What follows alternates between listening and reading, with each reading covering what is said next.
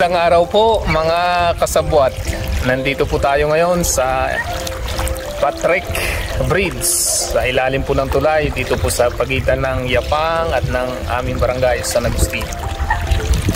Gusto ko lang pong i-share sa inyo na isa po sa ating ginagawa ay maglaan tayo ng panahon para mag-relax kasama ang ating mga anak, mga pamangkin.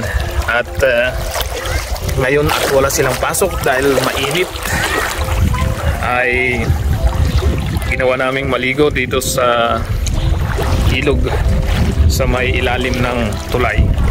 At ito po ang view na makikita dito sa barangay San Agustin. At pagkagaling ko nga po kanina sa barangay hall ay minabuti kong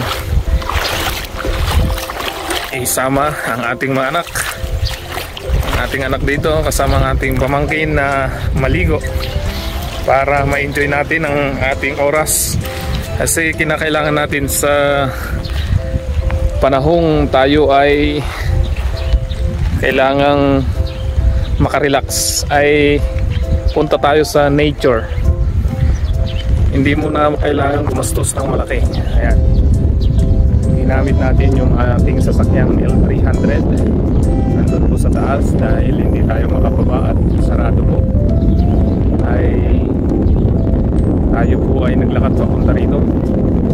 At ito nga po ang atin pong barangay ngayon ay talagang nakakaranas ng tuyot dahil matagal na hindi umulan. Buti na lang last week ay umulan na po ng 3 beses at ay umulan ulit. At ito po yung panahon natin na talagang bibigyan natin ng sapat na panahon yung atin pong sarili para mag-enjoy. Hindi puro trabaho po tayo. Kinakailangan natin mag-relax din paminsan-minsan. Ano po, kahit anong busy natin ay maglaan tayo ng panahon. Katulad ko, maraming gawain sa barangay.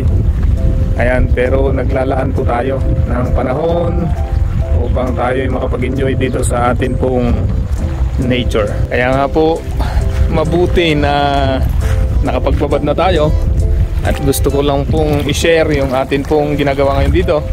Babad lang, relax lang, walang iniisip na malalim. Ano po, chill lang kasama ng mga bata. At yun na po, makaka-relax na tayo. Maganda na yung ating daloy ng ating buhay.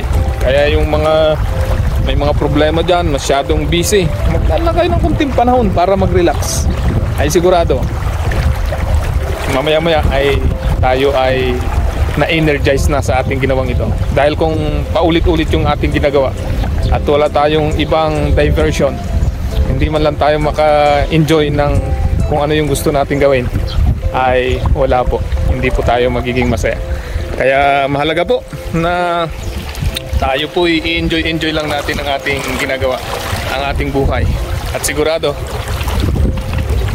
on the go, magiging masaya po tayo.